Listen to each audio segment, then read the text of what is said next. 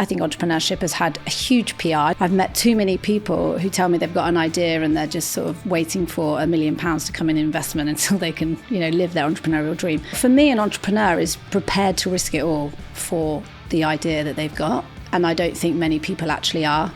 Today on All About Business, I'm joined by Francesca Gamble, founder of the GTN Consultancy and PR agency owner, to explore how technology is reshaping the worlds of PR, branding, and celebrity partnerships.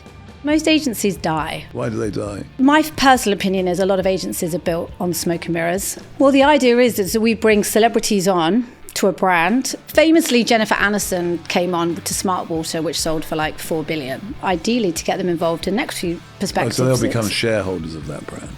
Yeah. The downside with associating with celebrities is sometimes they can go and do some awful thing. Can so damage your brand if they're sort of alongside each other. People are unpredictable, shall we say that? And so how do you deal with that when that happens?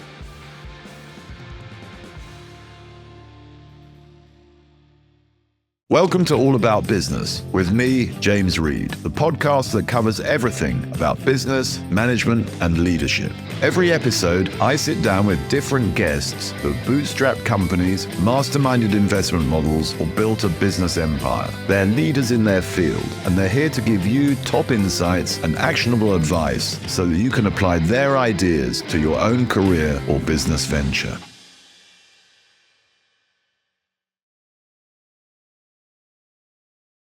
Today on All About Business, I'm really delighted to welcome Francesca Gamble. Francesca is the CEO and founder of not one, but two companies. The first is called 29 London, and it's a PR promotions and communications company that specializes in the drinks and hospitality business. And the second is the GTN Consultancy, which is Francesca's going to tell us all about, but brings brands together with celebrities and influencers in exciting new ways. So this is all very current and topical, Francesca. Yeah. And thanks very much for coming in to talk to me. So your background and early career, Francesca, was spent in some of the premium marketing companies in the country, M&C Saatchi, the Engine Group, but then you started on your own. Yeah. Just tell us that story to begin with, and welcome. Yeah. Well, thank you for having me. It's an absolute privilege to be here.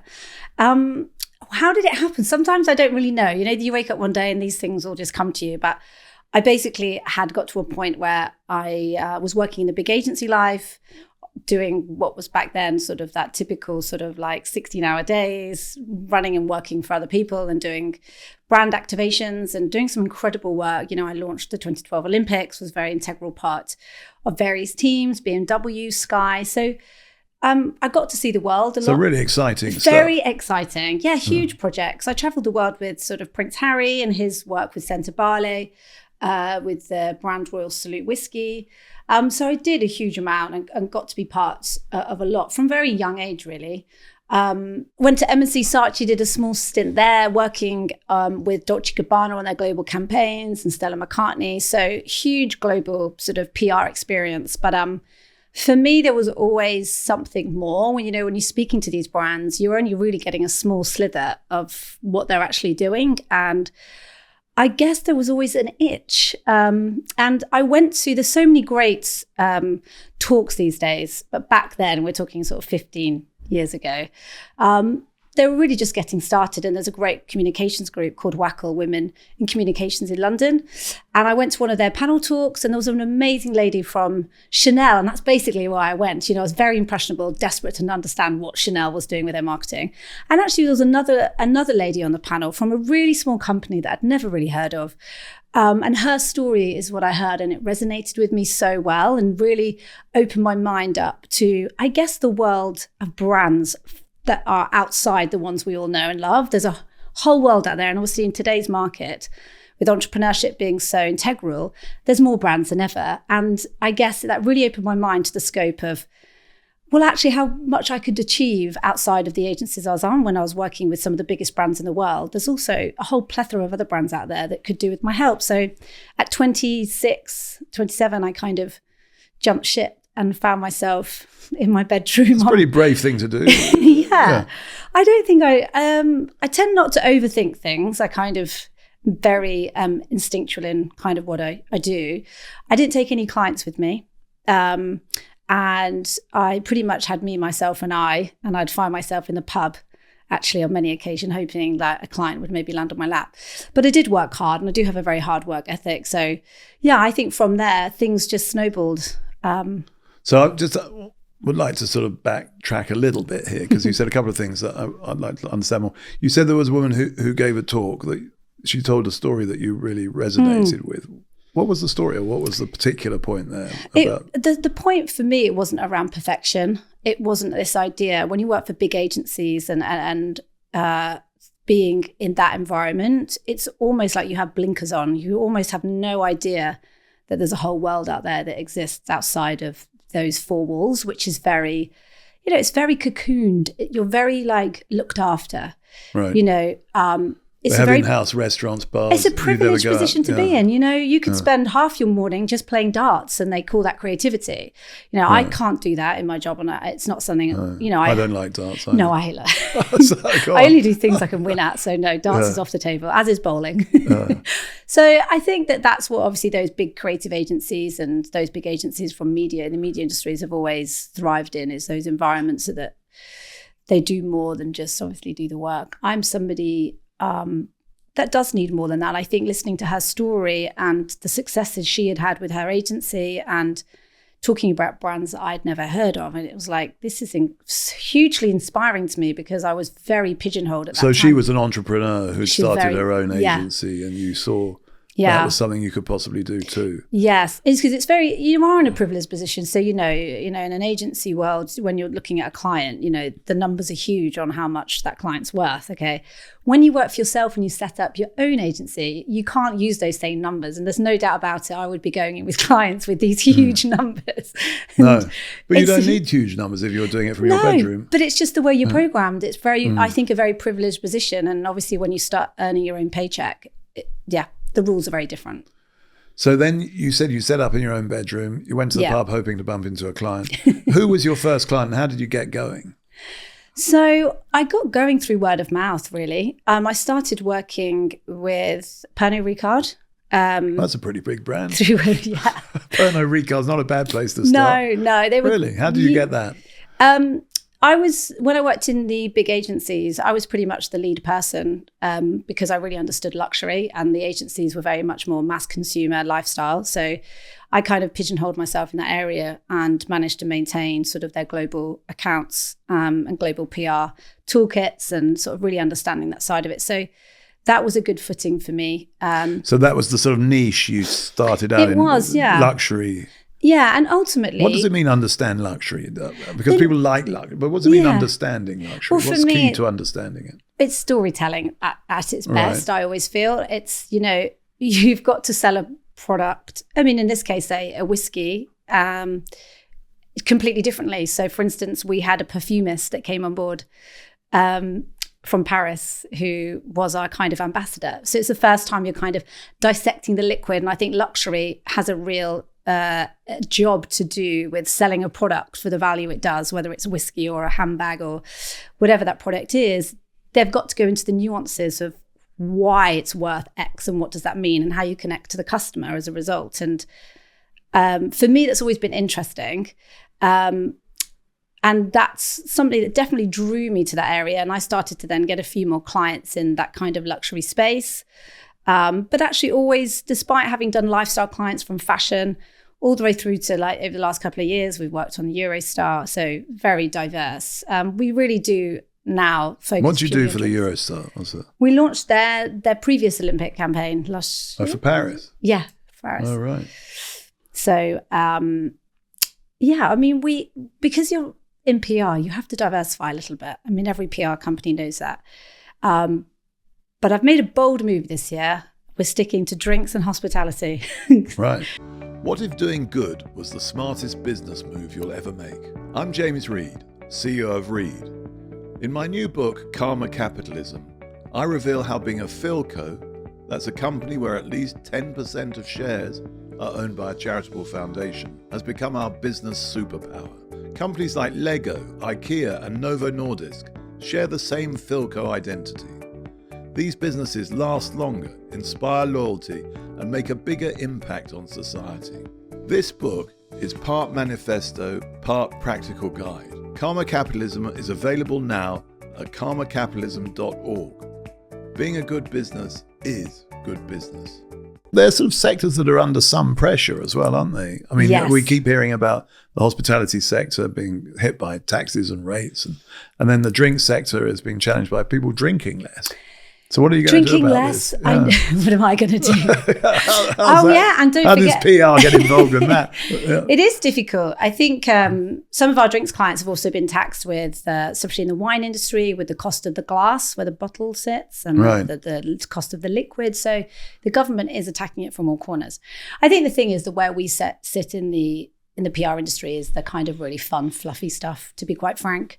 You know, we're there, we don't do corporate things. We're not trying to do a corporate job and change the face of what's going on. We essentially spend any money that they've still got left in the sort of brand partnerships area. So we've got clients looking at doing like the Traitors Live experience partnership at the moment. We've just done the Devil Wears Prada. We're doing sort of... So my wife, Nicola, she's got a drinks business. Oh, great. It's called Beeble, and they make honey spirits, honey rum, honey whiskey. Oh, I love that. And it's doing really quite well. Why would she choose you? I mean, how would you benefit her business? Well, hopefully the value added. This is an opportunity to win a customer. So why would she choose this you, is Francesca?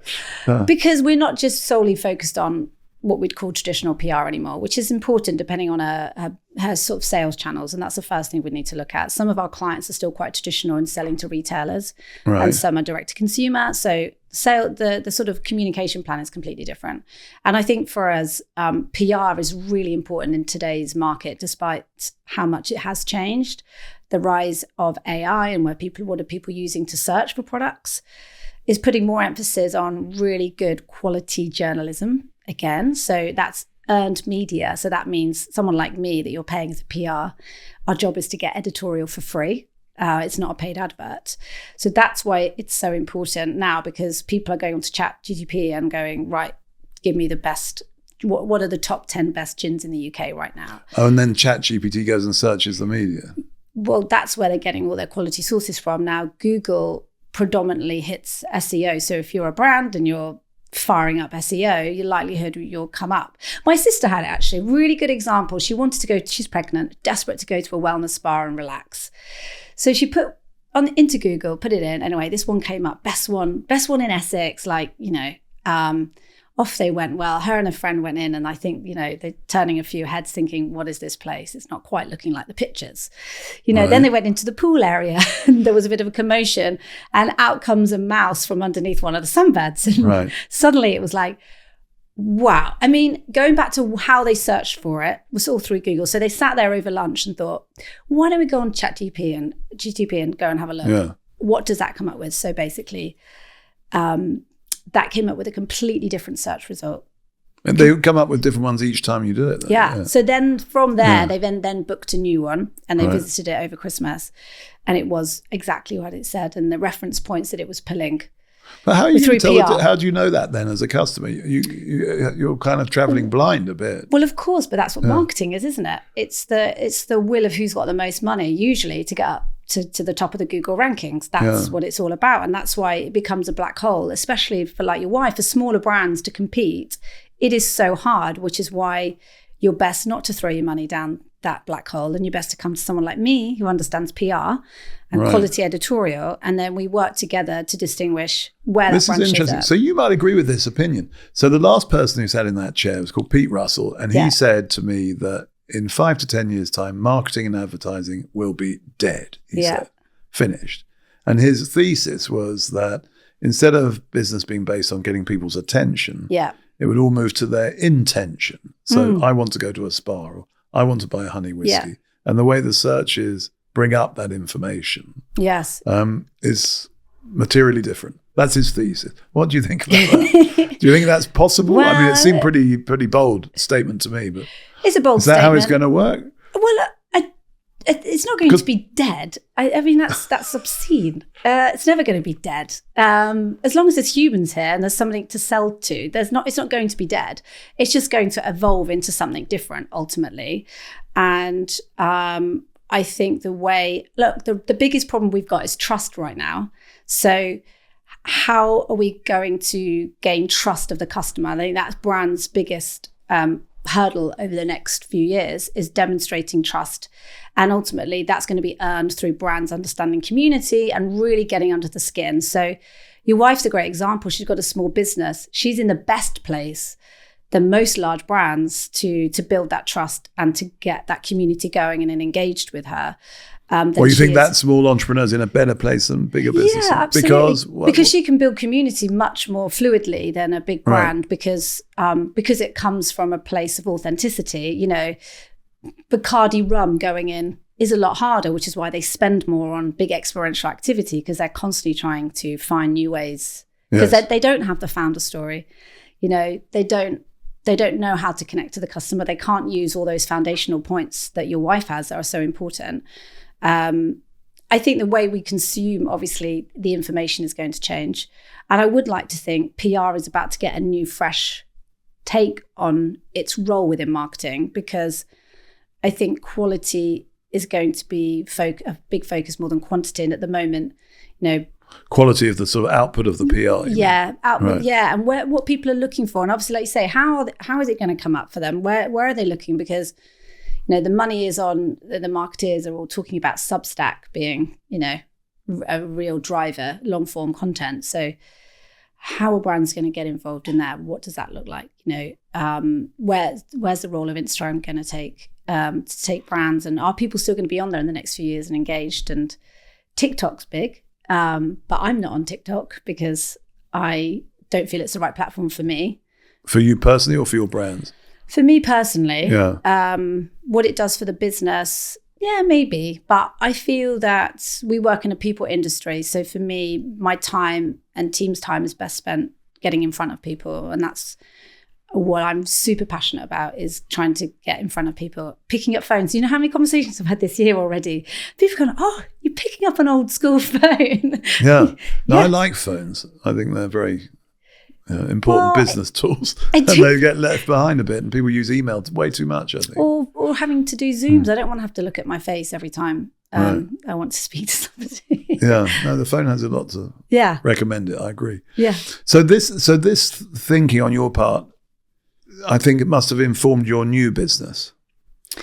Yes. So tell me about that, Francesca. Yeah, it's quite exciting. I didn't intentionally want two businesses, and it's certainly a struggle to straddle two at the moment, but the second business is a big priority for me.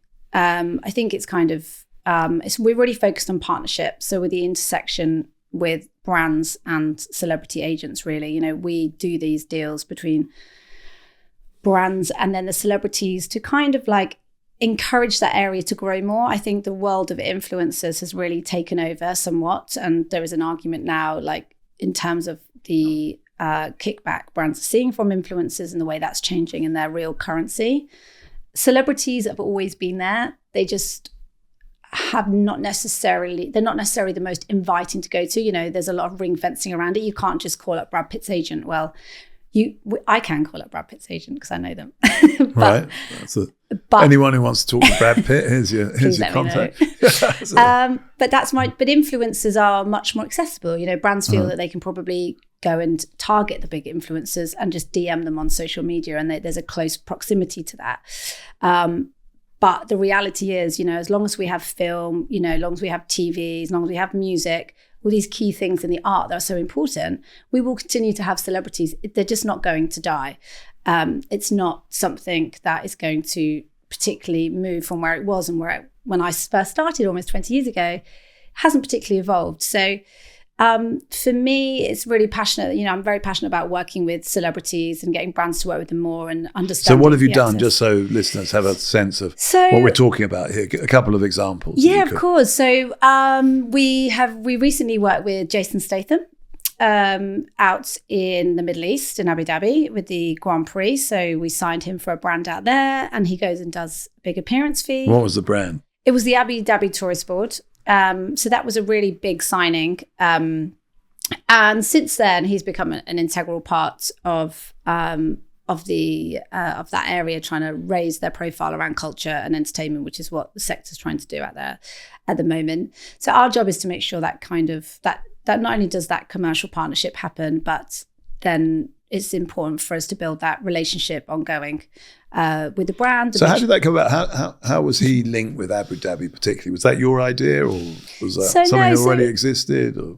Well, brands tend to come to us with an idea in mind of who they want to work with and what they want to achieve from it.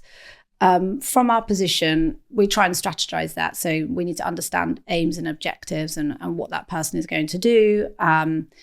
And in this instance, when it becomes an appearance, it's really important for us to kind of understand what the boundaries are to that, because someone like Jason is so big, how overly exposed he's going to be, and working with his team, his agents and lawyers about actually what that looks like. So it seems like such a small thing when you go on the Daily Mail and you slide down and you see an event taking place like Formula One, for instance, and you see the celebrities there.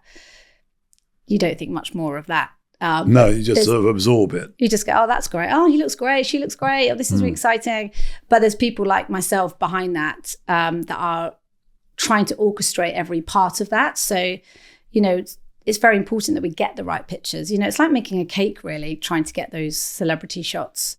So if they're not having... So if the celebrities aren't having a good time, that obviously shows... they're looking grumpy in the photos. In the photos, yeah. And there's a huge amount of management to that. There's a huge amount of safety aspects that we have to take into consideration as well when we were working with high-profile talent. But ultimately... So you've got another example of this recently that you've done? Yeah, so we've done quite a lot here in the UK. So we worked with Laura Whitmore on various projects, and Ashley Roberts, we've recently signed her for one of our rosé brands that we launched. So, again, she has to do... What's the brand? So it's called Castellera del Diablo. Right. So it's quite a popular brand, and they've launched their own rosé wine. And then Castellera del Diablo means something of the devil, doesn't it? What's the Castellera? Yeah, it's all about the devil. Is that what I'm saying? There's a question here in my mind is why the brand wants to be associated with her in particular, but also why she is prepared to put her own brand, up alongside someone else's. What's the sort of negotiation here? Well, first of all, we have to kind of match the brand values and say something like a rosé wine that's meant to be all about fun and excitement. And it was more about the angel rather than the devil. Okay. Right. Have you got someone in mind for the other end of this? Yeah, I'm not telling you. Oh, yeah, very good. Well, we're just working on their global ambassador role at the moment. Right, okay. So that will be interesting to see what happens there over the next few weeks. But we have to marry brand values ultimately. So there's a few ways we can do it. Look, we're talking about big brands at the moment that have money to spend on talent, and ultimately... so brands are looking for celebrities? Yes, brands look for celebrities.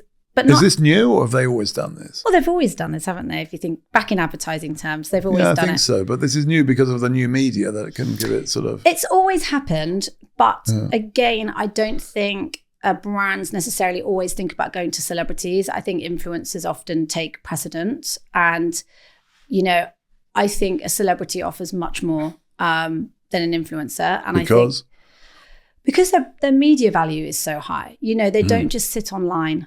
They're not just, and I think the way that world is moving at the moment, putting all your eggs in one basket, if you've only got X amount of budget to spend all in one space, I don't think is necessarily smart in reaching the customer now. So I think when you partner with a celebrity, the likelihood is they're on TV or you've watched them on Netflix or something, and then you may follow them on social media. There's a lot of large actors, so like Daniel Craig, Andrew Scott, Benedict Cumberbatch, they're not on social media. So we find they're still getting huge deals because brands don't mind that. They're looking at their worth and their image worth. But what we're also finding we're working on randomly a rosé wine deal at the moment, which I can't say who, but with a big musician in America. And this is an equity deal. So I think something that I am looking at working more on, especially with small to medium-sized businesses. What do you mean an equity deal? Well, the idea is that we bring celebrities on to a brand, depending on the level of the brand and where they're at, but ideally to get them involved in equity perspectives. Oh, so they'll become shareholders of that brand. Yeah. Famously, Jennifer Aniston came on to Smart Water, which sold for like 4 billion, Yes. So it's... Paul Newman was one of the earliest with this. With his sauce, wasn't he? Well, look, I think that the way the world is at the moment, This is happening a lot. I mean, lots of people... Well, I think it's a really great place to be. And that's something that I would really encourage, if you've got a brand, like you should really be looking at this. And I think that's something that we're kind of the gatekeepers to a lot of these celebrities and talent, not in the UK, but globally. And it's a really viable option. If you want to grow, a celebrity is the best way to do it. And Emma Greed, who's, co-founder of Skims and Good America, she uses, that's her superpower. She understands the game, because the problem you've got with products is that a lot of entrepreneurs can spend years developing products, right? They believe they've got the best gin in the market, right? And they've got this liquid, and then they pop it into a bottle, brand it, and then they expect everybody to get it. And the problem you've got is that really doesn't stand out when you put it against competitors unless you've got marketing attached to it. And that's what is the difference between whether a customer purchases it or not. Ultimately, the marketing is fundamentally the most important thing, and celebrities get the cut through really quickly and get you seen by your target audience. And I think Emma has done an incredible job, and not many other brands stick their neck out as much as she's done and invest in celebrities quite like she has done across her brands. So we had the maker of the best gin in here just the other day, Lady Carnarvon. She makes high clear gin, and it's very successful in America. But Amazing. She's got Downton Abbey, I guess, as the marketing for that, which sort of supports your point. Yeah, it's good gin, and people know where it's come from. And people love that sort of royal. Well, they're not quite royal, but they're aristocratic. It's that, especially in America, though. That just exactly, ticks huge. But this goes down very well. Downton Abbey was very successful. So that association between something that's in the media, celebrity, and a product is working more and more effectively. It sounds like, if you get the right combinations. Yeah, and that's your sort of business focus here. Yeah, and the second half of GTN Consultancy is we do brand-to-brand partnerships as well. So we bring, say, for instance, can't talk about everything we're working on at the moment, but we bring brands together to hopefully do really credible sponsorship deals. So we worked on like Eon Next, the big energy company. We recently did a partnership that they were looking at doing in a new sector. So they wanted to do gaming, because their whole idea was they wanted their customers to turn off their energy for an hour a day, which is obviously a great story for an energy company to say. They actually want you to turn the energy off.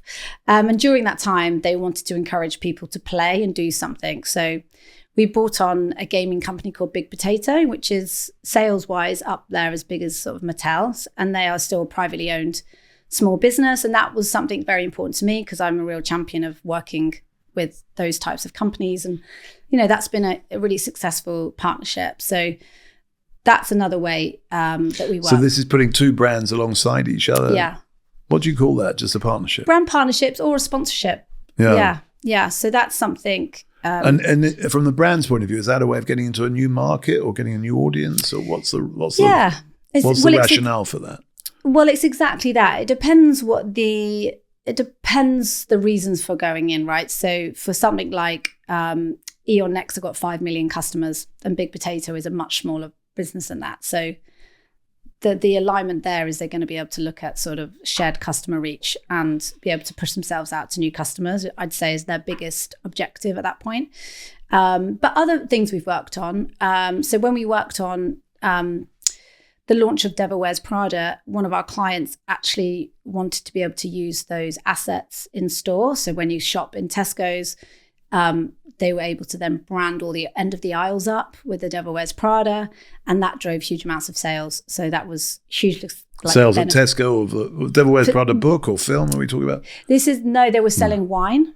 Oh, okay. And basically helped increase their sales massively through that association that they had through their sponsorship. Well, why? Because people like familiarity. They like to see things and go, that's interesting. Well, Devil Wears Prada helped them sell wine. Well, it's the Devil Wears Prada they launched the live theatre show in London. Oh, okay. So that's what. Yeah. So and then the film is out this year as well. So there's a real very topical. So what we're very good at doing is also looking at what's happening in culture.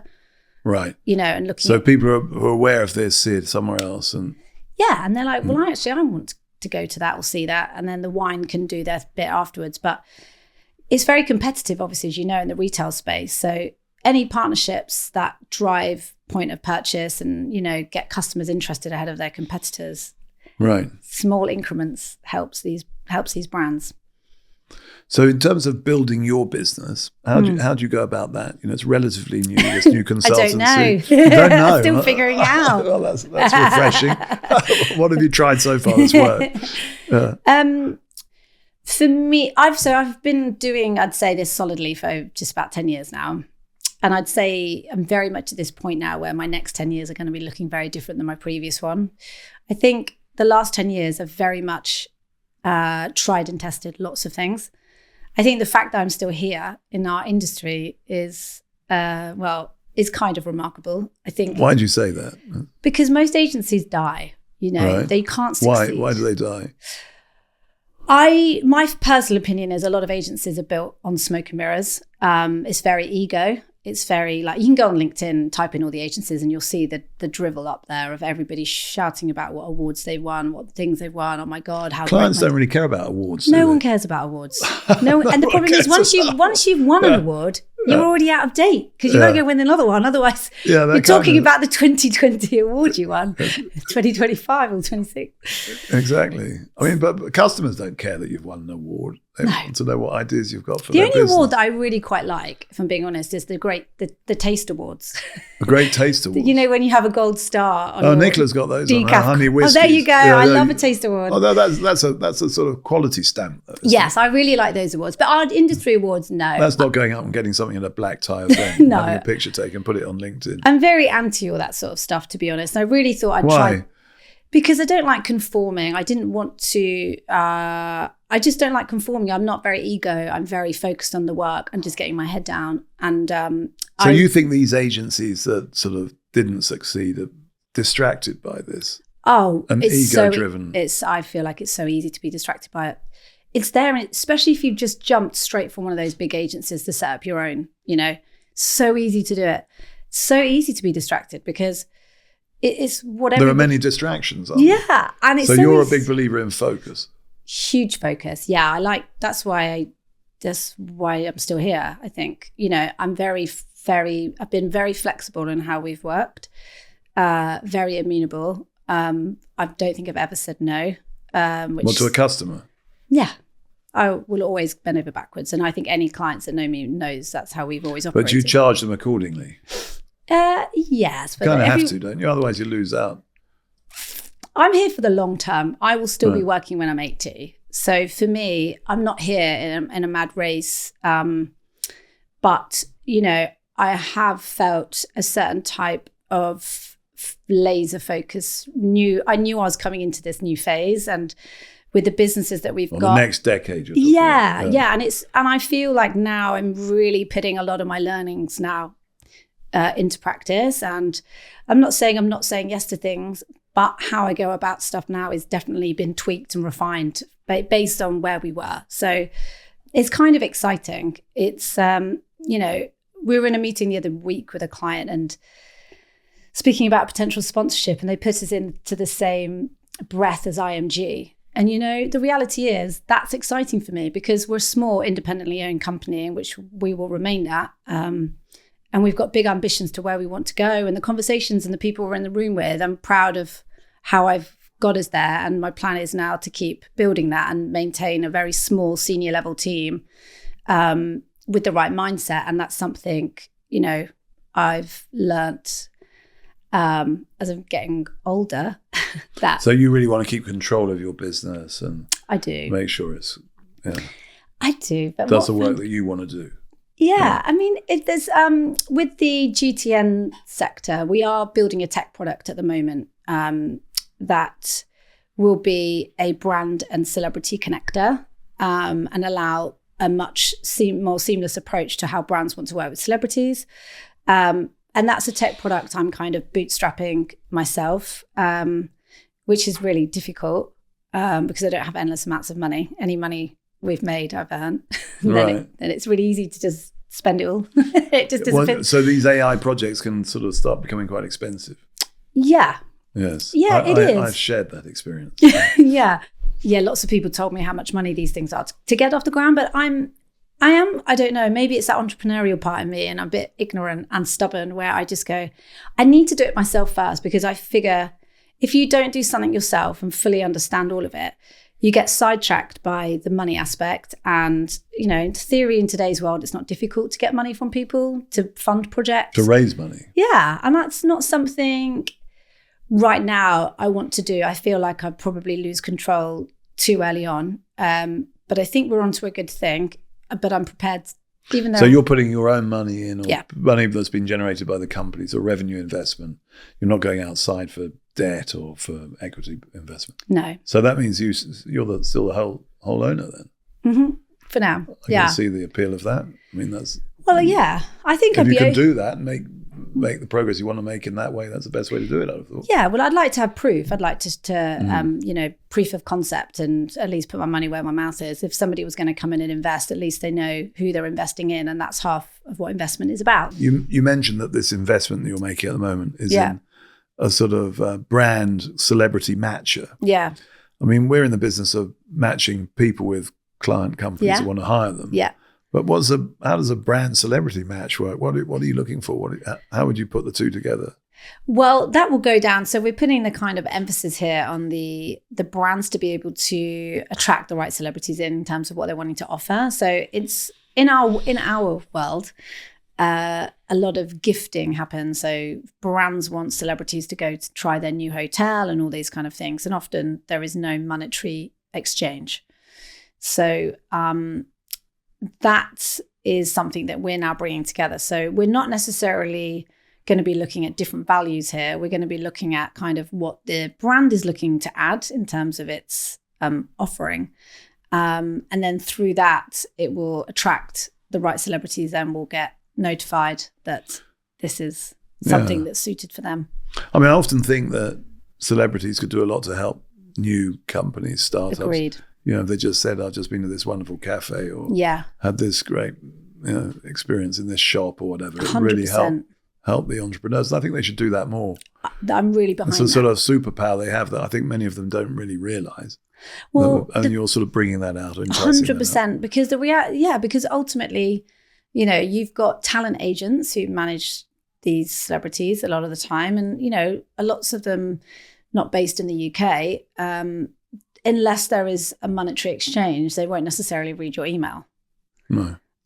Now my thoughts on that is that it is short-sighted, that there is a journey that some brands should be going on with talent and how that works, and making sure that there's an authenticity to that. And I think shutting down conversations isn't just something that I would ever do. And this is why I think that long term, if we can bring these together, and celebrities are on their phones scanning things and they're saying, traveling around the world, like you said, and there's a new cafe or a new thing, they should be able to just in a click of a button have access to these kind of things more easily, because it's already existing in the influencer world. That's the difference. Right.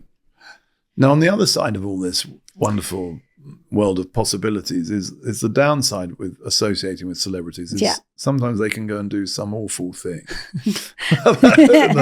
that just can so damage your brand if they're sort of alongside each other. Yes, I can think of several examples. I won't name names, but people are unpredictable. Shall we say that? Yeah. And so, how do you deal with that when that happens? When something blows up, some celebrity's done something terrible, and your precious brand is sort of aligned with that. Yeah. Well, have you had that experience? Crisis comms comes into play. Yeah. I mean, I've had some close calls, and I can't mention names. Yeah, okay. Which could have really been blown out of proportions. But that's a risk from the company's point of view. Of course. And from a contractual perspective, that's all covered off. That's all very well contractually. Contractually, that has to be covered off. There has to be a point that there is, everyone has to kind of safeguard themselves. Equally, talent safeguarding themselves from some brands that maybe act out. But in those situations, you've got to just do what any great especially with your PR hat on, is be able to break down what's gone on and try and act accordingly. Now, I think in today's world, it's very difficult to act accordingly because everybody's so scared about being cancelled. If your brand's associated, or if you as a celebrity suddenly find yourself associated with a company that's doing something terrible in some part of the world, that's bad too. It is, but some of the time stuff isn't that terrible. It's just the fact we forget we're human, and humans do make mistakes, and there's sometimes, we need to take a step back and look at this and what this actually means. But the problem we've got is social media will blow anything up instantly. So the smallest thing could just be out of control if it's not contained. So I think we are living in a very tricky time at the moment where that intersection is a bit dicey, because I do think a lot of people are scared about being cancelled, as well as brands being cancelled if they don't say the right thing or toe the right line. And if they're working with a celebrity that they feel maybe stood out of line slightly, they're quickly to get rid of them. Yes. So I don't think that used to happen. I think people would end up forgetting it, and it'd be like, what did you say? Tomorrow's fish and chip paper? Yeah. It's not the same online. That's there forever, isn't it? It's there forever until Trump does something and knocks it all out. But no, but if you look someone up on Google, it's going to be there. It's going to be whatever it was that upset them. Well, we had a situation with a brand. We were really looking at working with Tom Hiddleston, and he's so interesting because he used to go out with Taylor Swift quite a long time ago. She's now engaged, and he's got a child and is moved on. Everybody has moved on, right? Right. But when he famously put on an I Love Taylor Swift t-shirt and danced in the sea, that has definitely haunted him. And it's hard because the internet doesn't let you forget. And Tom is this amazing, talented actor. He does not need to be associated with that anymore. We've all done silly things, and it was silly and fun, but the same breath, that is remembered by brands and by people and others. So those associations, because of social media, even if it wasn't an awful thing, it's still something that can stick with you, and the internet sadly doesn't let you forget. So how do you advise? So if someone's going to make a statement of something at some point in time, you have to give them quite good advice, don't you? About would you be happy to see that in 15 years time from now? So, but we're human, and when you're just going through that experience, you can't control everybody. Look, as much as I'd love to control everyone. But that's not the end of the world, is it? I mean, no. Lots of people love Taylor Swift. I mean, everyone loves Taylor Swift. So it's not the end of the world. Yeah. You had some interesting views about sort of entrepreneurship and the sort of idea that entrepreneurs have become fashionable. I think you expressed a little concern about that. Yeah. What's your concern? Well, I think looking across, especially the internet and social media, without a doubt, I think entrepreneurship has had a huge PR. I don't know who PR'd it. I suspect people like Gary Vee, who's head of various media companies, definitely helped champion this idea of entrepreneurship, which is great. And you want everybody to feel like they can work for themselves. But I do think there's a tough reality on that, and people who do work for themselves and who are struggling, fighting against it, because not everybody is made to work for themselves. It's okay, to work for somebody else. People are sort of setting up who maybe aren't suited to it. Yeah. Because it's not just, What? Well, for me, an entrepreneur is prepared to risk it all for the idea that they've got. And I don't think many people actually are. I've met too many people who tell me they've got an idea and they're just sort of waiting for £1 million to come in investment until they can, live their entrepreneurial dream. That for me isn't being an entrepreneur. People who are just living day by day, writing decks to get money in. And not necessarily putting their money where their mouth is first, going out there, doing the work, doing the research, really putting themselves up against it. So you're a big believer in sort of bootstrapping, starting from the bottom. I think that's, for me, adds credibility. If I was going to work with a brand who had bootstrapped and demonstrated, that for me is exciting. They're people who really understand it. I think being an entrepreneur is somebody that is developing their product, all the time. And they're always constantly looking for ways to be better in their own marketplace. And they're prepared to be at the forefront of something even before it's been done before. I actually wouldn't really consider myself an entrepreneur. I think I have elements of it, but I work in a service industry. I think developing a tech product and seeing this white space that I feel like I have at the moment is maybe moving into more of that space of truly being an entrepreneur. But my dad is a true entrepreneur. He's multiple businesses and he's an engineer and developer and has done all sorts of incredible things. And that's for me where I would always place entrepreneurship. And I think that we need to reconfigure what this is. I think people have to be happy in their 9 to 5. It's absolutely fine to have a 9 to 5. It's brilliant, in fact. Have the stability, earn the paycheck, do the thing. Jumping this side of the fence is very different.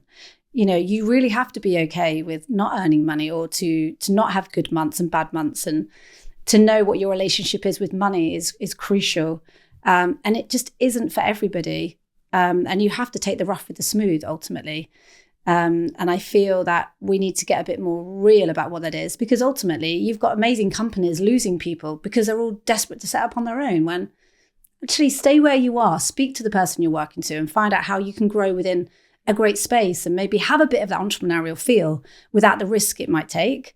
So I think that entrepreneurship probably needs to be slightly reevaluated as it moves forward, about really that it's such a big word and people are desperate to be an entrepreneur and what that really means.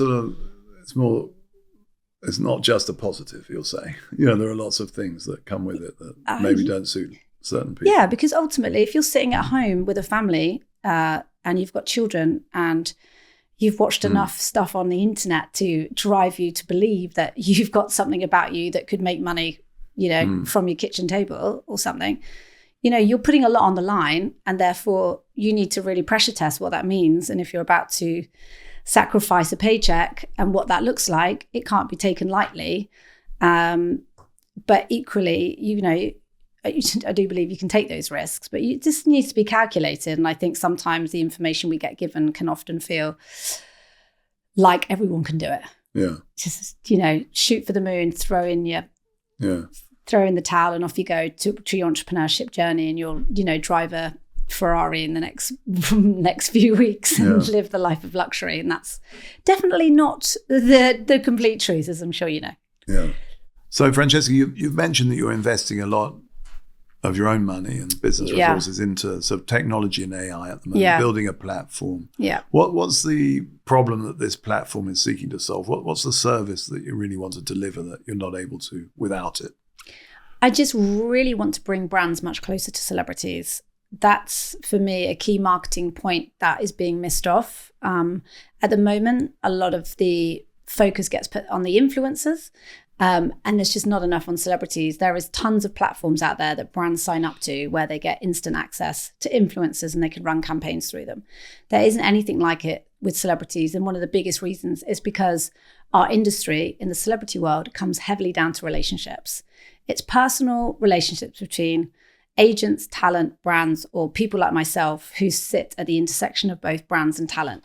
So our job is to maintain those relationships with the agencies and the celebrities themselves, and to forge these partnerships, because ultimately, from an organic perspective, when brands want to gift or want to entertain, so whether or not it's the F1 inviting celebrities down on a non-paid basis, or invitations to the Brit Awards or the BAFTAs, or maybe your wife's gin, and people want to support smaller companies.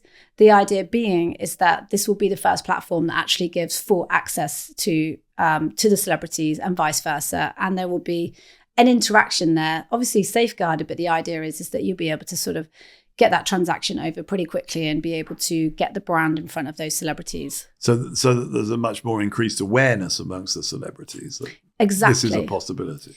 Yeah, exactly. And I think at the moment, it's very difficult for brands to suddenly find the money to say, I want to work with that celebrity. They often think it's going to be too far out of reach, or they don't know the right contacts. There's a lot of barriers to entry with working with celebrities. And we just kind of want to democratize that. We want it to be a bit more of an open platform. And ultimately, we want it to result in great commercial deals further along the line and see more celebrities. Now, when we talk about celebrities, I'm talking about, obviously, a lot of us think about A-listers. But in our world, there is so many other rising stars that we work with. We work with cultural tastemakers, people like Yinka Alori, who's the most incredible artist. He designed so many things, and he's done like the Marks and Spencer shopping bags, for instance, in all the bright colors. People like that will be on our platform. You know, if the brand is looking to, you know, work with a DJ, those sort of things as well. Like for me, I'm very immersed in the creative and the arts industry. There are lots of rising stars in the world of presenting and podcasting who are kind of mini celebrities in their own right. So for us, there's going to be a real cross-section of where this goes. And these people that we have on our platform do not, I guess, associate themselves with being an influencer. They either already are a celebrity or they're almost coming into celebrity sort of world themselves.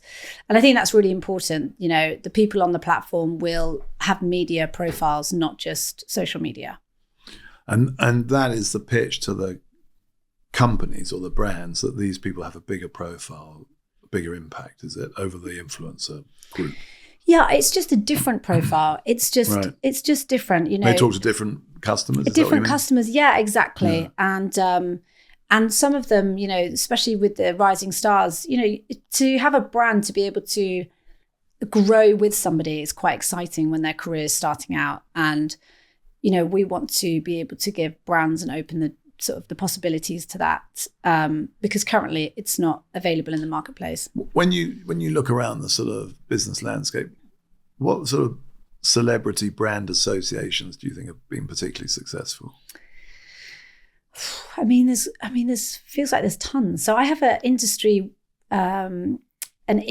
newsletter on Substack. We have about 1,500 brands signed up and brand owners, where we talk about, it's called Fronted, and we talk about all the deals and the faces that are shaping culture.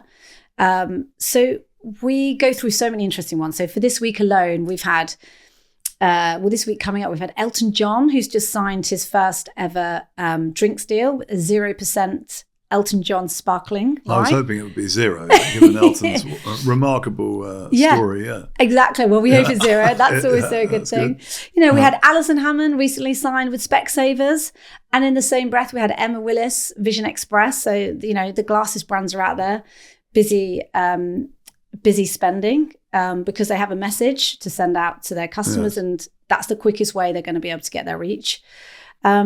I mean, there's so many. So if people want to see this and visit you, they can go to your website, is it, or it's Instagram? Where would people have a look at this? We can go. Well, we're obviously across all the platforms. I'm trying my best to go across all of them, but you can head out to our website, gtnconsultancy.co, to find Substack on there. The link. My LinkedIn, Fronted. I also have just started to get into videos. Right, very good. I know, I'm trying. I'm pushing it here. So we do a weekly newsletter with a roundup of video of me giving the spiel of it. So that's on my LinkedIn. Francesca. And that's called Fronted. Fronted, yeah. Right. So we're growing that this year. The idea is, you know, more brands who are looking to sign people. You know, we want some inside knowledge and information on those kind of stories. Yeah, and you started right at the beginning saying when you set up, you wanted to work with smaller brands. When you left the big agency world, Dolce Gabbana. Yeah. I mean, if you're a smaller brand, is this still a possibility? Do celebrities work with smaller brands? Yeah, to my point earlier, I think equity is the way that these brands should be going. I think that, look, there's a few... So the Wrexham Football Club model. Yeah. That's what you're talking about. I mean, perfect, done, sold. Give them some shares. Cheap. But is that right? And then they're bought in literally. Yes, but it only works. Look, you can't get rid of them, though. No. I've worked with a lot of small businesses over my time, and honestly, most of them are not at a stage where that's a possibility, because they're not mature enough in the way they view marketing and the way they're looking to grow. And ultimately, you know, just putting a celebrity in there, you've got to still facilitate all the other channels that you've got to be able to supercharge this at the right time. You know, how much equity? Well, I'm just thinking, you know, if thinking of my wife, are we having a celebrity investor into Reed? No, it's not Reed. I was thinking more Beeble, Nicola's business. It's a honey whiskey, honey rum drink.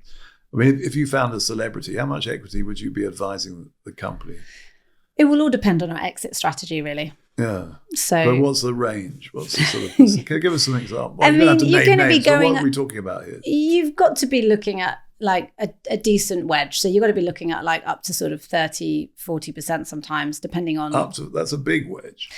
If you've got no cash to put down up front, right, and you've got no signing fee, and depending on the future projections of the business, and so you're giving away for 30 or 40%. Well, you could do on a small cut. But you'd say it'd be worth it because of the pickup that your celebrity could bring. I say it's worth it. Well, how it's only worth it if, depending on your strategy, you have to understand.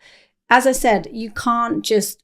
It's the same with anything. You can't go and pay a PR agency to make your brand famous if you don't have your ducks in a row with all your other marketing, your CRM systems, the whole shebang. No. It falls flat and doesn't work. And I can tell you that because so many small businesses come to me when PR doesn't work. And unfortunately, PR is earned.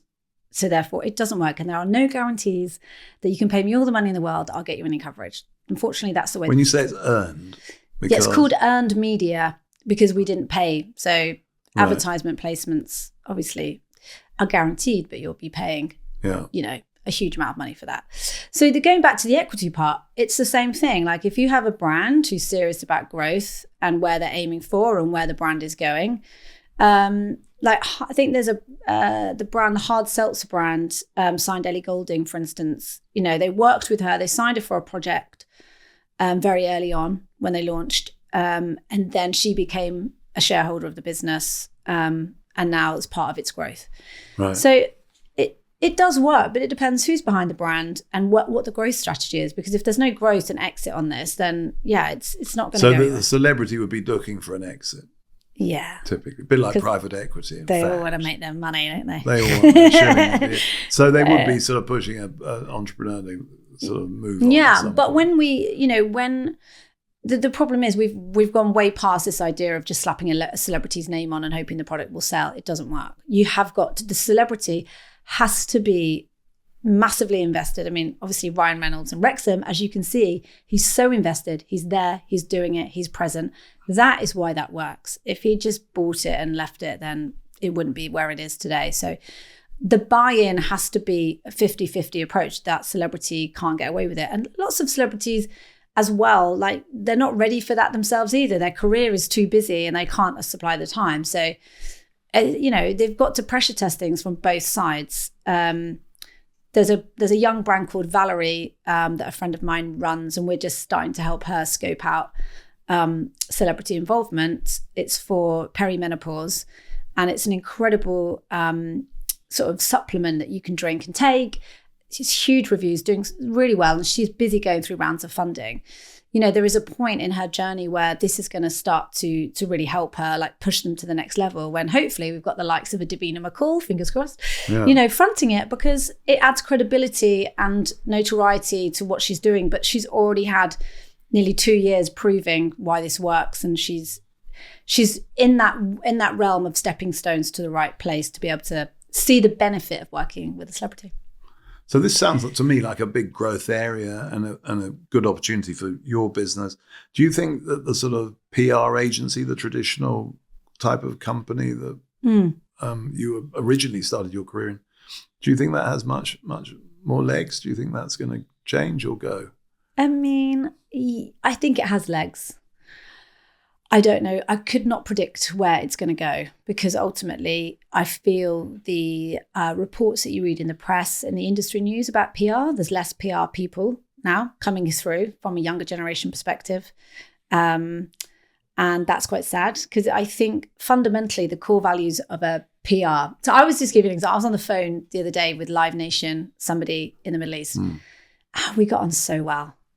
And he just suddenly let something slip, and I realized, I said, did you used to work in PR? He said, did you work in PR? I was like, yeah. I was like, this is why we get on so well. There's a way in which a PR person and the person who works in PR, the skill set, is just so useful to so many parts of marketing and in business. They're not ever shut off from an idea, or they won't ever not go out of their way to help you, or they'll not ever go out of their way to solve a problem. And that skill set and mindset I love, and I'm really attracted to people who have that, whether they work in PR or not. But often we find it in PR because PR is changing so much, and the way we solve problems for brands isn't just a question of like, well, if you do this PR stunt, you'll get in the Sunday Times or you'll get in the Sun. and it will be amazing. That doesn't happen anymore. So PR shows up, social media, podcasting, Substack, Reddit, it's everywhere. And the people who have that skill set, it's a shame that maybe we're finding it dying out because they're thinking there's not enough money in it anymore, and maybe chasing other avenues where they'll get paid a lot more money. Right. And also I want to ask this as a female founder. Yeah. In what, looking back at the agency world, certainly that I grew up in, because I worked at Saatchi & Saatchi many years ago, was pretty male dominated. Yeah. What was your experience of that? And what advice would you give to other women who are thinking of sharing this journey? It's a really interesting question, because without a doubt, when I first started out, it was super male heavy, and there's a lot of high-fiving in meeting rooms. And I was definitely one of the ones who would look around and think, I'm sure I just said that. How are they now taking that idea? And I felt, you felt small and minimized. And I would have other girls at the time, coming to me for advice and support, because I grew up with 2 older brothers, and I'm from a very large family. So I didn't have much problem about speaking out. So I've always kind of mentored people in that realm. But for sure, I've seen it. Do I think about it now? No, I think the world's changed a lot. I don't think that culture necessarily exists like it did. I don't think it can do. I think being a female founder is certainly something that I'd love to see more female founders be around, especially at my age and my level. I don't think there's enough. It's very difficult once you get out of our industry to get back in, ultimately. I don't have children, but a lot of people have stepped out to have kids, and then it's impossible to get back in. And I can see why. It's running at 1,000,000 miles an hour. And if you don't jump on the train, you're kicked off. And that's how this industry's always been. I don't think it's changed in that perspective. But I've always been a big advocate. I've always for women in business, especially, and mentoring, and been a part of various mentor groups and supported younger women coming through. I would love to see more women stick at it post sort of the age of 40 and keep in it, and see more women support other women. I think that's a big thing. So yeah, I think anyone who's looking for support, always hit up the DMs. So they can message you directly? Yeah, I'm always up for a chat. Well, that's really kind. Pick up the phone, like old school. Yeah. So we'll make sure that they can connect with you through the show notes. And finally, Francesca, for entrepreneurs building businesses right now, what's what we might call mindset shift that we might need to make to stay relevant in this new AI-driven world? To stay relevant in the AI world? Yeah. I would say... What do we need to be thinking about? Thinking about AI. Thinking about AI, think about how to be more human. Everyone else is thinking about AI. So I think we're going to get to a point where you're going to have to prove that you're human. So, you, for instance, at the bottom of your emails where you used to write, please excuse any spelling errors. Now we're going to be like, if you see spelling errors, no, it's been written by a human. I think humans are going to have to prove they're human more than ever, to prove the authenticity and realness behind it, because everything we're consuming now is questionable whether it's AI or not. And I do think humans will question that to a point, and still crave the human interactions. So as well as I do believe you need to get on board with AI and use it, which we do all the time, I do think that we do need to look at how we can maintain our humanness within what's going on in the world. You're completely right. I think it's very hard to know what's human and what's not on a lot of these platforms now. Yeah. I just watched a horse jump out of an aeroplane on Instagram with a parachute on its back. And then half the comments were going, this is cruel. And the other half was saying, I'm amazed anyone thinks this is anything other than AI. Do you know what? Now you've talked about it, I will get served up that same concept when I leave here. You probably will if your phone's listening. But it's but it's very hard to know what's real and what's not, and what's human and what's not. So you're saying that the key to this is to be able to make people aware that you're real and human. 100%. What's better than that? Nothing, I agree. So fantastic. Thank you very much. Keep human. Let's keep it that way. Yeah. I'm fully supportive of that message. So always at the end of my conversations, Francesca asks the same 2 questions. Yeah. The first is, because at Reed we love Mondays. The first question is, what gets you up on a Monday morning? what gets me up on a Monday morning is usually the optimism I have for my week. I kind of get excited not knowing what's around the corner. And I'm full of hope. And then I get to Thursday afternoons about now and I'm thinking, I'm a bit weary. I've only got one day left of this week. Did everything I thought might happen this week? I'm not sure. There's still time left. Yes, I'm highly optimistic on a Monday and I get super excited. I love getting up early. I hit Pilates usually. It's like sort of 6:37 and kind of really go at my day with, huge amounts of optimism. Very good. And lastly, and this is a question from my interview book, Why You? Where do you see yourself in 5 years' time? 5 years' time? Gosh.